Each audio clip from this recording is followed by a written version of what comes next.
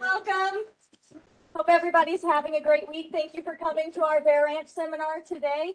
We have Dr. Carrie Hammer with us. She's a professor at North Dakota State University and has been one of my mentors since I started graduate school. So it's been great having her here for the last couple of days, and she did get to join our departmental barbecue, and I don't think we scared her away, but I don't really know because I've been her chauffeur and she's been kind of stuck. So she hasn't tried to find a way to escape yet. But Dr. Hammer runs their equine program at North Dakota State, and she's also an expert in neonatal health, and a lot of that is through maternal nutrition. And she's going to be talking to us about a lot of her research in that field, and surprisingly little of it is in horses anymore, mostly sheep. But she worked quite a bit with me on my dissertation work as well. So thank you all for coming, and Dr. Hammer, take it away. All right, well, thank you, Amanda. It's very nice to be here. I've had a great time so far. And I'm going to share with you guys a little bit today about something that I'm really passionate about. When I try to describe what I do, I usually say that I'm an applied physiologist. So that is mainly my passion, but I love neonatal immunology. So I'm not classically trained as an immunologist, but that applied aspect of immunology as it relates to health in our young developing animals has always been really important to me. As Amanda mentioned, I am an equine person at heart. That is my main teaching assignments at North Dakota State University, and where I do quite a bit of research, even though most of that's collaborative because NDSU does not have a research herd of horses to work with. Therefore, a lot of the research work that I do is in sheep and cattle. All of my graduate work was in dairy cattle. I like neonatal animals in general, so I am not particularly stuck with one species. I just like to make sure those neonates get the best advantage they have and can grow and do whatever it is they need to do after that point. So we're going to walk through a lot of things today, and I will try to keep my finger on the right pointer that moves it the right direction. But this is the time period that I get most excited about, that period where our neonates hit the ground and start to live life on their own. And so my title was Optimizing Neonatal Health Through Maternal Nutrition. Now, if I was going to ask and go through, and I should do that for all the graduate students here, right, as part of this class, is have everybody tell me, if I said neonatal health, what comes to mind? So go ahead. Just go saying immunity. So immunity, okay. What else comes to mind if somebody says neonatal health? Colostrum, survival. Anybody else have anything else that comes to mind? Disease. Yeah, those are all 4 awesome answers and 4 very different things, right? How about if I say maternal nutrition? What comes, I feel like the psychologist, what's the first word that pops into your mind when I say maternal nutrition? Obesity. Okay. What else? Drought. Go ahead. Programming. Efficiency online. Efficiency. Yeah, and again, you can tell we're getting super different answers, which makes this discussion really hard, right? Because there are lots of different views at what makes up maternal nutrition. There's lots of different views about what makes up neonatal health. And so you're going to get kind of my views on what that is. And so here's those definitions that we're going to work off of today. But that maternal nutrition, any feed stuff consumed during gestation or not consumed during gestation. And with neonatal health, we're mainly talking about things that are affecting morbidity and mortality. Okay, so those are kind of that aspect of survival.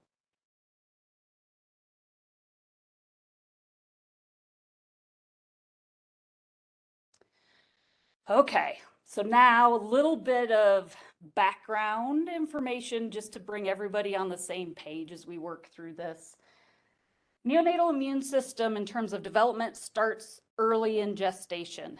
And at the bottom of this chart, we have some of our T cell development that's occurring in the thymus very early. So this is the timeline for cattle. Okay, so if you're wondering, seems long or short, depending on your species of interest. It's the timeline for cattle. But by about 40 days of age, we've got T cells developing and starting to work through the thymus in that neonate. So all this development starting to occur, but the maturation really happens in terms of our adaptive immune system after birth. So that innate immune system is responsible for that animal right after they're born. And in terms of the immune system, there's three main branches that we talk about. So there's physical defenses, which are like the skin, mucus secretions, flushing of systems like urine through the urogenital tract. But then when we talk, really usually what we're studying is either the innate immune system, which are those defenses that are up and running all the time. So neutrophil cells, macrophage cells, there's different cytokines that are working all the time. Doesn't matter what invader is there, they're ready to go and working. And then our adaptive immune system, which is probably the most important part in terms of specificity. It's that part of the immune system that is really geared to heavily fight whatever invader is attacking that neonate in a very specific way. So it is looking for E. coli, it is looking for salmonella, whatever disease organism might be entering. But in our neonates, they're not missing that adaptive immune system, but it's that part that is not really up and running yet. Okay, so their innate immune system is there. It is fully functional, but it's a little slower than it is in the adult. So it's there, it's good, but it's not at its best. It still needs a little, just kind of time, I guess, to mature fully. The adaptive immune system needs exposure. And so, because that neonate's been protected in the immune, or kind of the immune privileged section of the uterus, they haven't been exposed to anything. So it takes a while for that system to get up and running. And usually in farm animal species, we're talking about 6 months before it's really primed and ready to go. You can get a little bit potentially earlier at 3 months in some of our colostrum deprived animals, but usually we're telling producers it's 6 months before they are really up and running.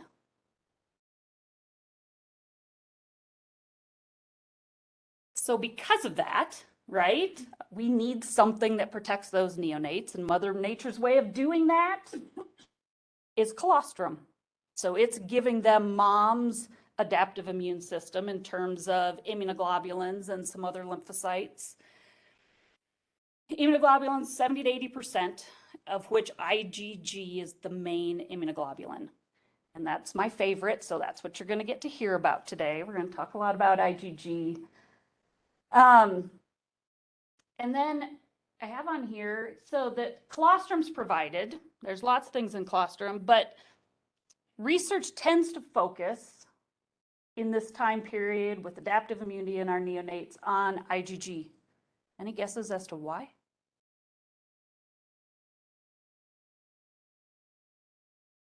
Come on, all you budding immunologists. I know you're out there with answers. See, in my class, I would go stand at the back row, all the people that are quiet and don't want to answer. But I was told I can't leave the camera, so I'm stuck up here in the front. Y'all are safe in the back. So one of the main reasons, number one, it's the major antibody that protects against disease. So that's adults, neonates, any age, right? So it's the big one that plays the big role. It is the major one found in colostrum, and there's really good, easy analysis to run in the lab to do it, right? So if it's easy to measure and it's important, why change what gets focused on? So that is where a lot of the research is focused.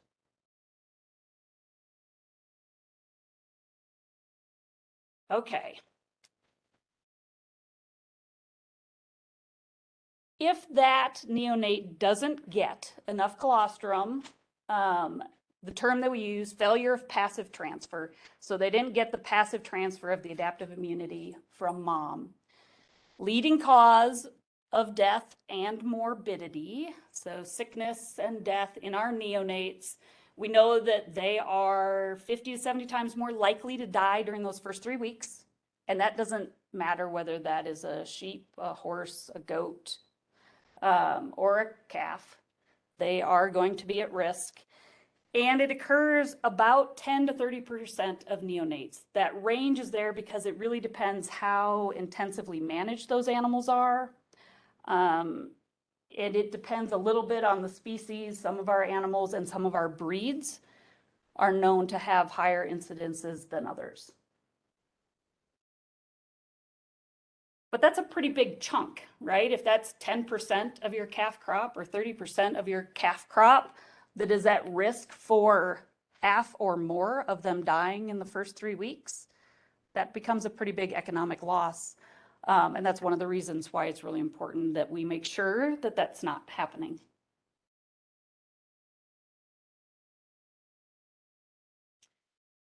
Okay, there's lots of causes. I've divided it into 2 groups. Those that cause failure of passive transfer that can be attributed to mom, and those that can be attributed to the neonate. If we start with mom, premature lactation. So if she is dripping out her colostrum on the ground, then it's not going to be available for the baby. If she doesn't produce colostrum at all, that's an issue. There's lots of reasons that that can happen. And if they don't produce good colostrum, so they may produce colostrum, but it's not the best. It can be affected by age, young animals and really old animals, both. Anytime you have the extremes, that can cause some issues. Nutrition can cause and affect the quality of colostrum that's available. And those moms that decide they don't like baby and don't let them nurse, obviously that's an issue. So our rogue cows that decide they don't like that baby, the mares, those of you that have dealt with horses that don't want their baby to nurse, that's definitely an issue. But nutrition's where we're going to focus today because that's something we can control, right? We can't control the age of the cow. We can't control, a lot of times, premature lactation. Sometimes there's weeds and things that they can get into that may affect that. And the same, prevention of nursing, you can deal with that after it happens if you're there to catch it. But sometimes if you're not checking regularly, you might not realize for a day when you come out to check again that that neonate was born and didn't get to nurse all night. So we're going to talk with nutrition because that's something that hopefully we can at least monitor and manage. In terms of maternal nutrition, there's lots of things that they eat, right? No surprise there. Different levels of energy, different levels of protein, different minerals, vitamins. There's lots of research, depending on which paper you want to read, that will tell you that changes in these things will affect colostrum quality. And for almost every paper that you read that tells you one of these changes colostrum quality, you will find another paper that tells you that that factor does not change colostrum quality, okay? In general, most of the times, the things in colostrum that are getting affected by maternal nutrition are either volume, so the amount of colostrum that's produced, or the IgG concentration. And again, that's because IgG is what most people are looking at since that's that main antibody. There may be some other components getting affected, but a lot of times people just aren't looking and reporting that. So one of the reasons the literature gets so confusing is because when we look at maternal nutrition, there's so many factors that come into play. So if we start at the top and work our way around, the timing of when that's occurring. So if extra protein is being supplemented or a specific mineral is being supplemented, when is that happening? Is it starting before the animal is bred, pre-breeding? Is it starting during the first trimester? Is it starting during the last trimester? So depending when that happens, you can get different outcomes. What is being done to the dam makes a difference. So is there, Amanda mentioned obesity, right? Are these animals obese in terms of global nutrition? They're getting high levels of energy. The opposite of that, are they restricted? But is it global restriction, energy, protein, everything? Or is it just protein being restricted? Is it just energy that's being restricted? How is that being factored in? When are the samples being collected? So colostrum is not just all done in one, right? Cow, for example, decides she's going to calve, boom, 30 minutes after calving, udder is full, colostrum is made, and it's done. And then from then on, it's milk. It's not the way it works, right? It's a continuous secretion process. So samples obtained prior to suckling may give you different answers than colostrum samples obtained after suckling. They may give you different answers, colostrum samples that are obtained at 12 hours versus 24 hours. All of that will change what those results may tell you. Sampling procedure sounds simple. Go out, get a sample of colostrum. But we know if you take the first sample out of that teat, it is a different concentration, especially for IgG, than if you milk for a while and take a later sample. So, right, the stripping of the dairy cattle people, the stripping of the foremilk versus later gives you different results. And then colostrum volume. Everybody loves to take a sample of colostrum and report those differences, but they can be affected highly by volume, right? So I can tell you that the IgG concentration may have changed, but what is available to that neonate is the volume of colostrum. So a small IgG concentration that's the same, but is only in 500 liters of colostrum is very different in terms of total IgG available to the animal if they have the same concentration, but 1,500 milliliters that are available to drink. So having those answers and the way it's reported becomes really important. So this slide is one of my ways to tell you, you really have to be very well-informed connoisseurs of the information when you're reading, especially some of our developmental programming, nutritional effects on colostrum type of papers. And that's why we see such varied results, where you can have people saying selenium when fed to cattle will increase IgG concentrations in colostrum. And then you can have a paper that says feeding selenium to cows does not increase IgG and colostrum, because depending on when it was fed, depending on the amount of supplement that was fed, depending how the colostrum samples were obtained, you can get huge variations. And especially a lot of times when we deal with these types of projects, they're very labor intensive, so they tend to have relatively small numbers.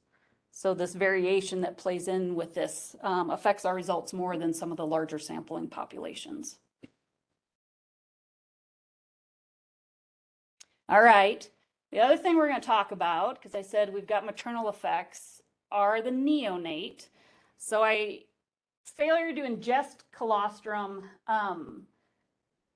again, if we're not there, we can't fix that one. If we didn't see that calf or lamb be born, and we don't see it till the next day, we might not know that it didn't drink any colostrum through the night. Failure to absorb the antibodies is a bigger problem, right? We can't see that on the inside, but that if we can figure out research-wise things that might play into that and affect that, that is helpful for us.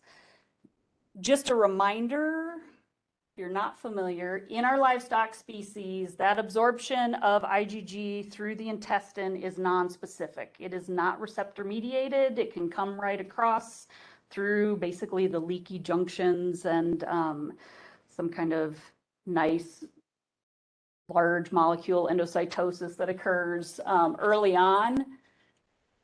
That doesn't happen after 24 hours, and it actually is reduced pretty quickly after birth. So it happens right away after birth that they can do that, but it decreases readily after. That's different than humans, where it can come across the placenta, and they've got receptors that'll move it. It's different than IgG absorption in mice that is receptor mediated. Swine are oddballs in that they do a little bit of both. So they've got it that comes across after birth, but then they like to throw in some receptor transport too.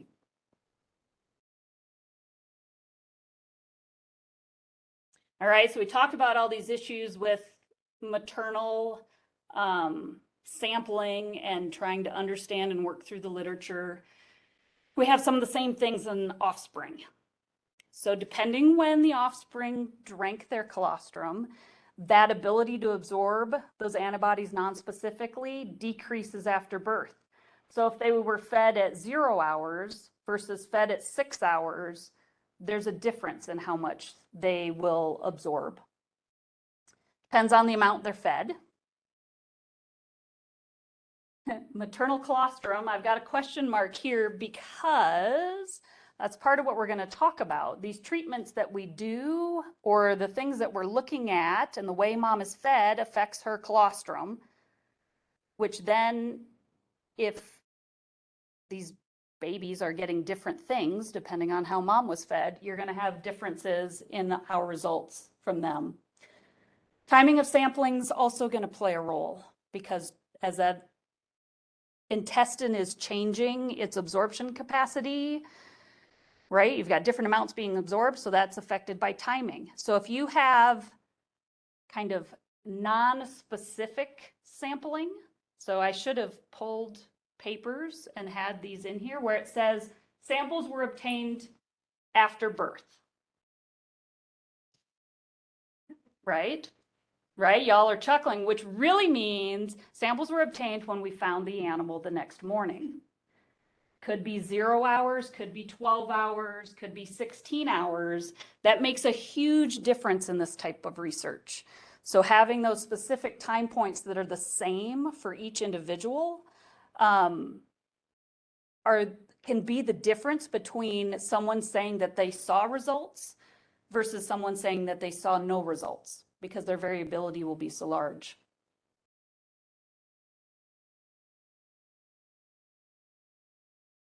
All right, so now I talked through some of the issues with some of the papers, and now we're going to kind of walk through some of the research that I'm pretty passionate about, and I'm going to set you up for one of the projects, I think is all we'll talk about today. But we're going to look at developmental programming in terms of plane of maternal nutrition. And the reason we wanted to look at that was we know that it will decrease colostrum production. There's been some pretty well-repeated body of evidence that shows, especially if the dams are restricted, they're not going to produce as much colostrum. That doesn't seem super non-intuitive there, right? I think all of you, if I'd ask you, if you don't feed mom, do you think she makes a lot of colostrum? And you'd probably say probably not. But what it does to IgG is kind of all over the board. And again, probably because we're really not precise across researchers in how we deal with our sampling. We're also going to look a little bit about selenium, and part of that is selenium has a lot of things that it does within the immune system, so it's of interest there, and also because we have some researchers at NDSU that love selenium, and so it gets added to a lot of our projects. But in terms of interest with neonatal health, we know that the results are really varied, okay? There's results that show it increases the volume of colostrum. There's results that show it doesn't change IgG. There's results that show that it increases IgG, and there's results that show that it decreases IgG. So I can pick a paper and make it support whatever avenue I want to go on. And the reason these all are different is because they all use different amounts of selenium. They use different sources of selenium, right? Organic selenium versus inorganic. They use different timings of when it was fed, different timings of when they sampled. And so hence we've got lots of different results. All right, I'm going to take a minute and talk through this experimental design. It was in sheep, and so there was 82 ewes that started 2 different selenium treatments, either adequate selenium or super nutritional. So there was no deficient selenium animals. They were all receiving adequate or super nutritional, which is different than toxic, right? They weren't getting toxic levels of selenium, but they were above the NRC recommended amount. These sheep were bred then at Idaho and shipped to NDSU. When they got to NDSU, which was about 40 days of gestation, they were then allowed to acclimate for a little bit and then started their nutrition treatments, which were either 100% of the NRC requirement for growing lambs, gestating ewe lambs, 60%, which is the restricted group, and 140%, which is the overnutrition group. And they were on those diets until parturition. So this would have been kind of an early intervention. The selenium was throughout gestation, right? And then the nutrition treatments were starting kind of that mid-gestation, early to mid, going through the rest of gestation.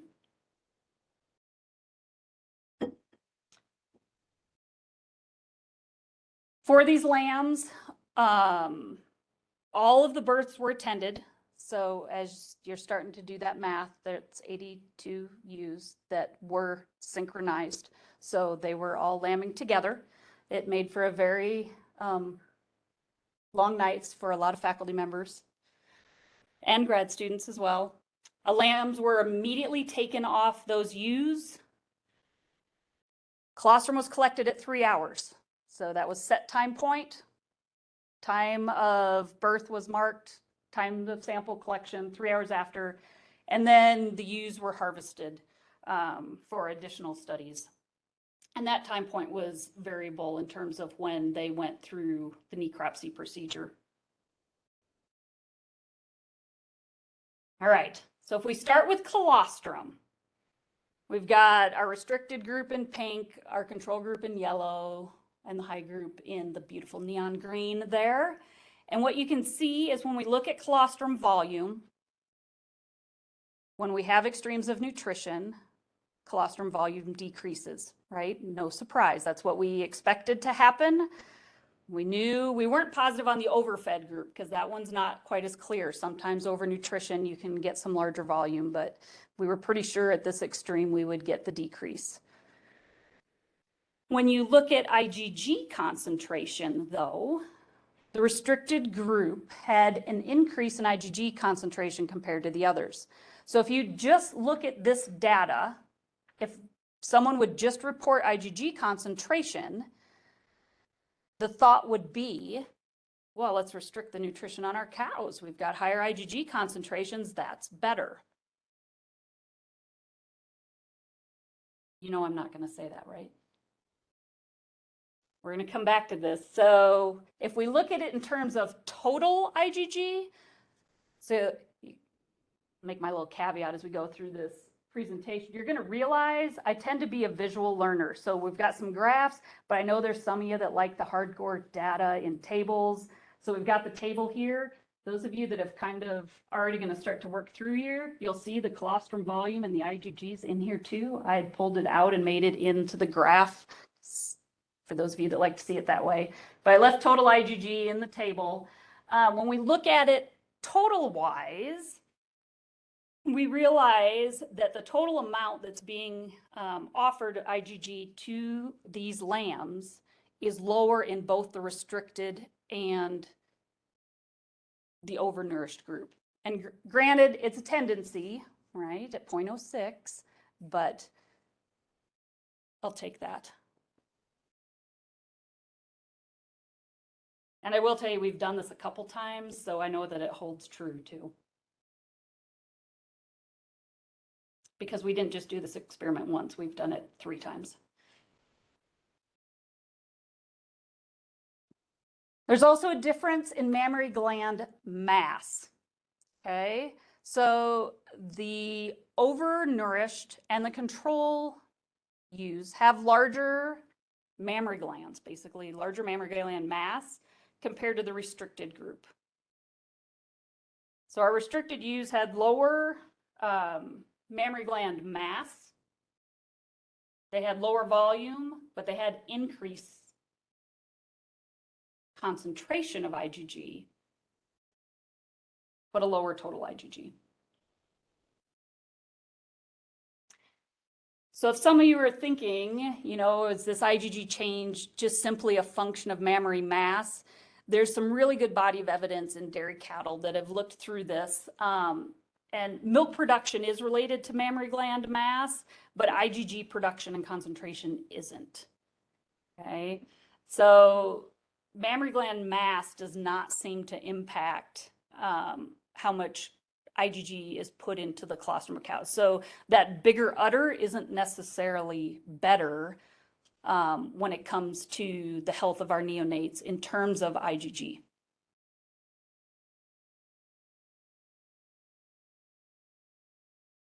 We also, because who wouldn't want to milk sheep? This was not, I threw this in here, this was one of the later experiments, just so you could see some of the milk yield data. But we did milk these ewes, so this was the group that was not harvested after parturition. They were milked for 21 days.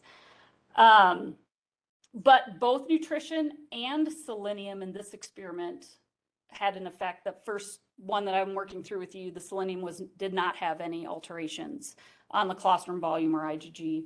This one, colostrum volume was changed. Again, it was reduced in the restricted animals. It was also reduced in the overnutritioned animals. And when we look at the milk yield, animals that were supplemented with selenium had higher milk yield throughout. So it's interesting because as you're looking at this, they had higher colostrum volumes with high selenium. They also had higher milk yields.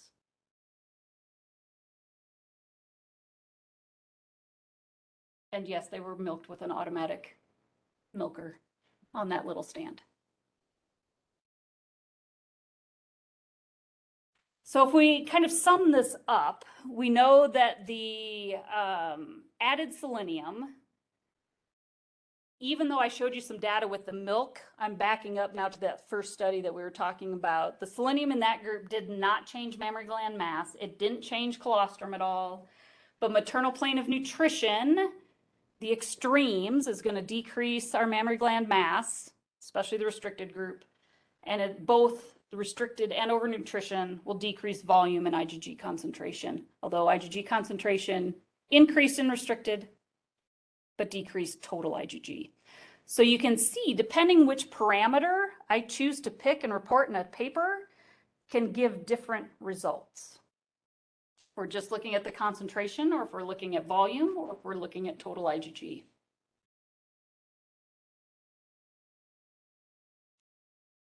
All right. I told you we removed all of the lambs because we wanted to uncouple what happened to mom from what happened to that offspring. And I just showed you data that showed that what we fed mom changed her colostrum. It changed the amount, it changed the IgG colostrum, the IgG concentration.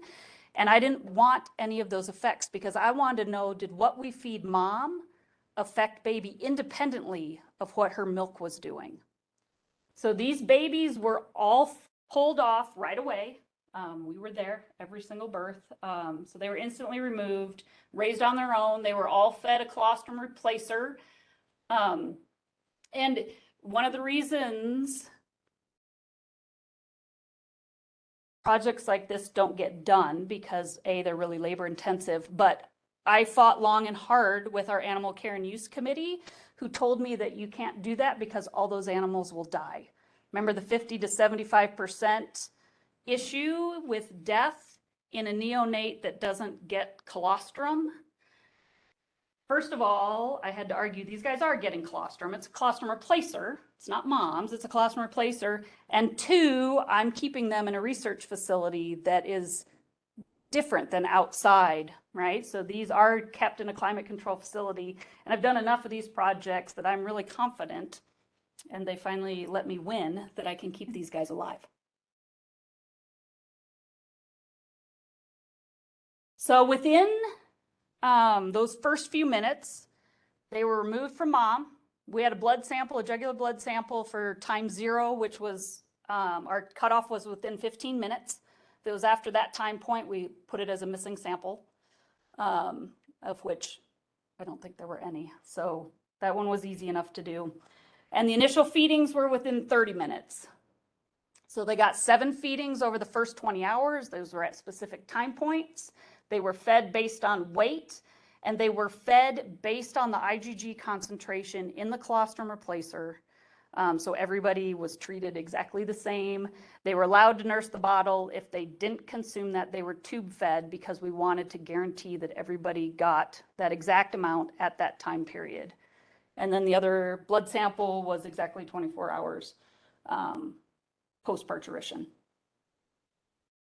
And it was, I should clarify, we were detailed enough, it was 24 hours post the 15-minute. So whatever time was written at 15 minutes for that sample, that was the 24-hour time point after. So we'll start with lamb birth weight, which was different. So restricted maternal diet leads to smaller offspring, right? Nobody should be super surprised with that one. We see the same though with the overnutrition. So when we overfeed the animals, their offspring are reduced too, so fatter isn't better.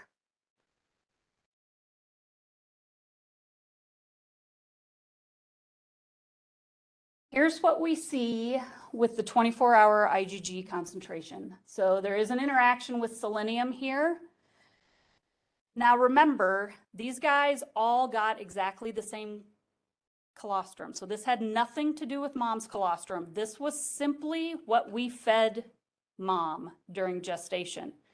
And what we found was the restricted offspring had higher IgG concentrations at 24 hours. Control and the overnourished were the same, except for overnourished that got high selenium. So something happened in those overnourished high selenium offspring where they had lower circulating IgG concentrations.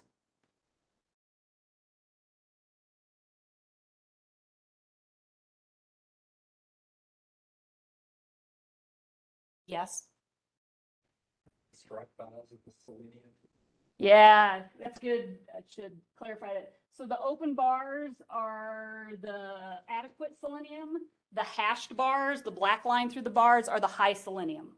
Yep, high selenium group. Left off the little key for you guys there.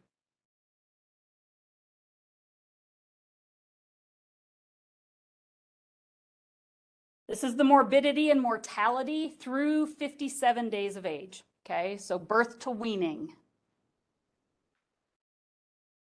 When we look at morbidity, so how we mark down treatment days. So any animal that required some sort of treatment, whether it was for a scours and diarrhea issue, or whether it was for fever, respiratory issue where they were getting antibiotics, that was always marked down. So those are the number of treatment days on the y-axis. So you can see our restricted offspring. And remember again, right, nothing happened to these babies. They were just born. It was just the uterine environment they grew up in. So it was mom that got the treatment. So the restricted offspring were treated more often, even though, remember the earlier slide that I just showed you, they had the higher IgG concentration. Okay. So they were treated more often. High selenium seemed to be helpful. So the offspring with the high selenium, in that case, did not have as high treatment days. And again, our high selenium overfed group were sicker. They had more treatment days. Now that matches with the IgG concentration. They had the lower IgG concentration. So maybe that makes a little more sense there. When we look at mortality, mortality is in percent. So we had 1 restricted lamb that died. We had 1 control lamb that died, and we had 9 lambs in the overfed group. And again, selenium was not statistically significant with that group. So we've got our restricted group that seemed to be more ill. So we had more treatment days, but they seemed to pull through that, right? And they didn't die. Our overfed group struggled. They had the lower IgG, and the high selenium ones were sicker, but as a group overall, they died more often. Now, again, this is in a very controlled environment, right? This is not out on the farm where these animals will get exposed to lots of pathogens. So that morbidity and mortality numbers would likely be higher if we were out dealing with pathogens on the farm. Okay, so what do we know so far? We know that the extremes in nutrition are going to decrease colostrum volume. And this was extremes both in energy and protein. So global restriction, global overnutrition. We know that the restricted dams have increased IgG concentration in their colostrum, but decreased total IgG when you account for the changes in volume. We know that birth weight changes with extremes. We know that the extremes of maternal nutrition is going to alter the IgG concentrations in our neonates, irrespective of the colostrum that they're being fed. There's something else going on there. The restricted group had increased IgG concentrations, but higher days that they were treated for sickness. And the high selenium group had decreased IgG and also overall higher mortality, overnutrition in general. All right, so that begs the question, what causes this? And this is where we're currently working right now. There's a receptor called the neonatal FC receptor, or FcRn, which is responsible for transporting IgG. It's found in all mammals, and it transports IgG across epithelial barriers, both directions. So it will take it, for instance, from the bloodstream and put it in the intestinal lumen.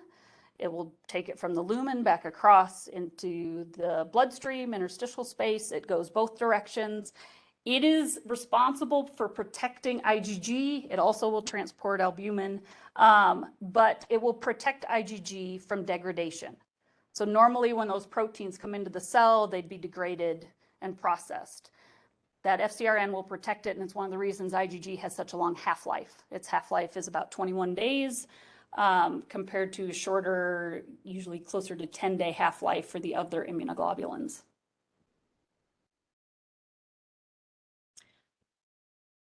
So that was our question, is the FcRn interacting in some of these, especially the changes in colostrum?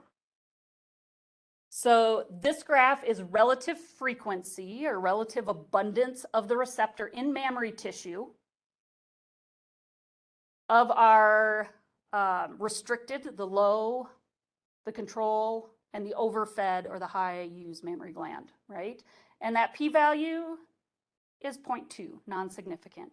This is where every graduate student wants to say, although there was no statistical significance, there was a numerical difference between these, which I would love to say, because it looks beautiful, right? If it was transporting our IgG, that's why we would have seen higher IgG concentrations in the colostrum of the restricted group. That looks fantastic, but it's not statistically different. Hopefully we'll do some more studies, and I'm hopeful, fingers crossed, we can change that, or it's going to show that it's not doing that. What we did find was selenium most definitely changes that receptor's abundance. So now we've got our adequate selenium mammary glands in the red hash bars and the high selenium in the blue. The center is mammary gland, just some of the images. The red is the increased staining that shows up with the FcRn when it's marked. So the top is an adequate selenium picture. The lower image is the high selenium image.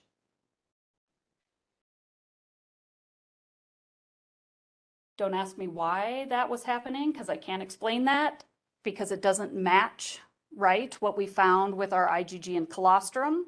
Other than we know selenium has a lot of effects within the immune system, and so it may be interacting with that receptor in other ways besides.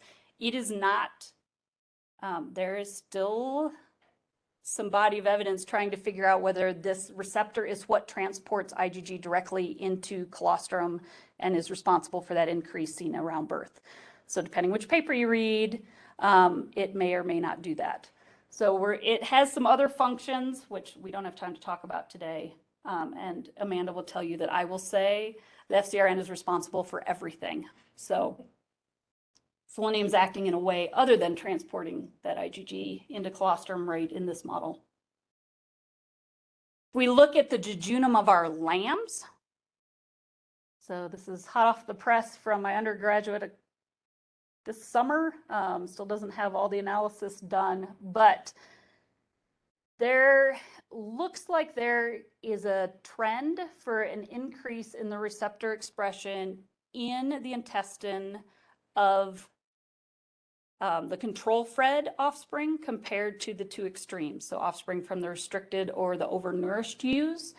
And I should point out these samples, so all of the morbidity, mortality data was through 57 days. That's when we stopped taking that data. These lambs were harvested at 180 days. So this is actually 180-day lambs. So this persisted, this change. There was nothing else done to these lambs. They were raised identically, other than what they were fed by mom. And so if feeding those extremes, if things are happening where drought conditions, whatever it might be, that those dams are getting restricted in what they are receiving, or in the cases of horses where we love to overfeed them, if we're changing that receptor expression, it definitely is going to start to play into how those animals respond to disease situations, so our morbidity and our mortality incidents. So having that persist out at 180 days, I was not expecting to see. And so we'll definitely be looking at that trend to see how that changes and what it looks like over time. Okay. So summing that up, there's maybe some support showing that that FcRn is affecting how IgG is transported into colostrum. Have to look at those results a little more. And like I said, figure out if our non-statistic numerical difference can change into something else. And we're going to need more work on the intestine for sure. So we showed changes in the IgG in the offspring, but what that doesn't say is how that change happened. So is it a difference in absorption? We like to say they absorb the colostrum differently. They absorb the IgG differently. I can't say that. Maybe the half-life of the IgG was changed. If this receptor was altered, right, it's changing the half-life of that IgG molecule. So maybe that's what's happening. Maybe it's getting degraded faster. Maybe they're absorbing at the same rate, but they are losing it quicker.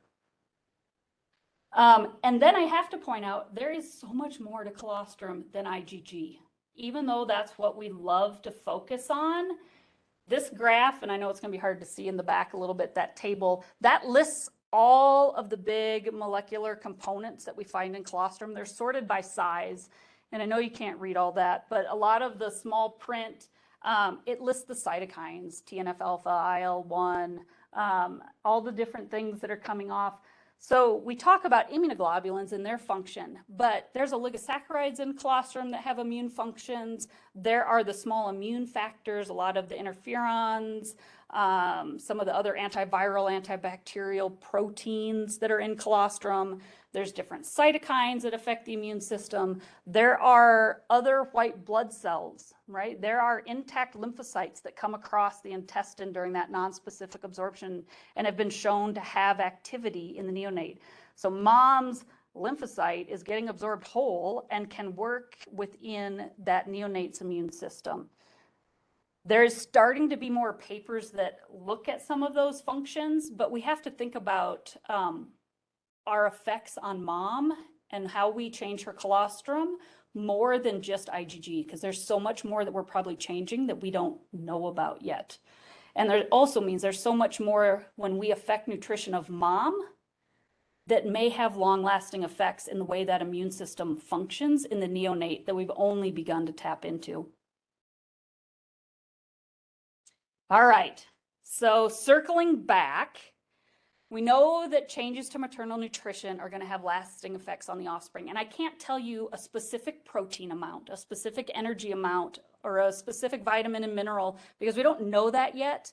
All I can tell you is that the extremes matter. So avoid the extremes. Okay. We know that they're going to affect mammary gland development. So any extremes in nutrition. We know that colostrum will be affected, and the offspring are getting the double whammy. So not only could maternal nutrition affect how their immune system develops in utero, but now you've fed them a different colostrum that maybe isn't optimal. So they are hampered not only by their immune system changes, but also by the colostrum that they have been given. And a lot of this we're only starting to understand. So like I said, I can't give you an exact protein level, an exact energy level, which is what everyone wants to know, because we're just not there yet in terms of that offspring neonatal health. I can tell you, avoid the extremes. That seems pretty obvious, but it happens more often than we think it does. So in terms of optimizing, read the research critically, especially around the developmental programming aspect. It is so dependent on when those dams were fed and the initiation of the diet, the timing. Interpret IgG information in the offspring critically, because depending on when those samples were taken and how they were fed, you can get huge swings in what you get for outcomes. And know that the colostrum varies widely. The same, so considerations on were they fed their own mom's colostrum, right? If you made changes to mom, you've changed her colostrum. So those babies weren't treated the same then. They got different feed, basically. And as a reviewer, if you fed cows different feed and then tried to interpret the results, a reviewer wouldn't let you publish that. But yet we routinely feed mom something different. Then those babies get different colostrum, but yet we publish results showing differences in the offspring. Gotta give a quick acknowledgement to my crew. So the people I work with, as well as Maverick Gunther is the graduate student right now who analyzed all that FcRn data that we saw, and Rachel Voigt was the undergraduate student who helped him. We've got great facilities in terms of our research center, our nutrition physiology group that allows us to do these big projects and milk use. And I'd be happy to take questions. So the little meme, society for asking stupid questions, and he's saying, excuse me, is this society for asking stupid questions? That's my take, that there are no stupid questions. You can ask me whatever you want and I'll do the best. I know we've just got a little bit of time, but if anybody's got any questions. Yeah. So do you think the IgG concentration increase in the restricted group kind of like triggered over immune response, like an over pro-inflammatory response? And I'm just trying to figure out if there is like a linear correlation between globulin concentration that you could optimize nutritional value with like the high production of colostrum and globulin concentration. So IgG is usually not it's not a huge marker to increase with inflammation unless there is some sort of invading organism. So usually, you know, we'd see cytokines and changes in the immune response with inflammation, and I'd expect those to go up in those restricted animals. I'm not sure on the restricted ewes, I would expect that to go up. In the neonates, some of our hypothesis on why they may have absorbed the IgG more well, I'm saying that even though I don't know that they absorbed more efficiently, why we think it might have been higher in the neonates is that idea that were those intestines programmed to absorb more efficiently because their mom was restricted. And so we know there's some changes to the jejunum, to the vasculature in the jejunum that may be playing a role in there. Just can't correlate that yet. But those restricted ewes probably do have higher pro-inflammatory cytokines going on that may be altering that in some way. I don't know for sure. It's a good question. Yeah. Is following up on that, you said that if FcRn is responsible for every, is there actually acid transfer across the intestine? Like, simple osmotic. Yes. Yep. So those first 24 hours, it is simple passive moving across. But later, so anytime, and really the absorption capacity, passive diffusion wise, after even 12 to 15 hours is pretty low. That's going to be that receptor that's going to be moving things, especially after 24 hours. So if you like manipulated selenium on the use, same as this, but some of them also had twins, would the like adjust to have the performance of the twins similar to the singletons, or like, and also like, is it possible that each of the twins react differently to the mom, even if they get like from the same source? You know what I'm saying? So that's an awesome question, and I will tell you, I didn't put that data up there. There were twins in this group. And there is a twin effect. There is not an interaction. So there's not an interaction with the twins, but there's definitely a twin effect on the offspring. As you would expect, the twins are lighter weight. But when they are fed by birth weight, there's no difference absorption-wise. There's no difference in health and any of those parameters. So I don't think the twins will act differently if you treat them the same. If you leave them on mom, they may, because depending on birth weight differences, you get one that's going to drink more than another. Yeah. Great question. Yeah. So if it's not, guys do favorite for So we did not look at albumin concentrations in the offspring. We didn't use, the ewes I know were not different. We did not look at them in the offspring. It will preferentially grab IgG over albumin, but we did not specifically look at that difference. No, good point. Very good. Plans or thoughts on maybe teasing out sex differences?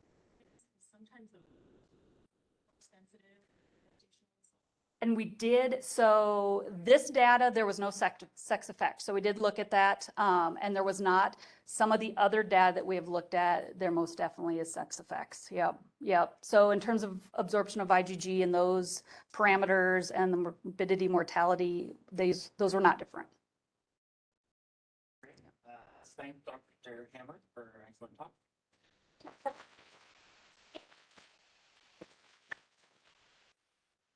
I will remind grad students lunch is down the hall, and I'll also remind faculty our faculty meeting is also across the hall. Actually,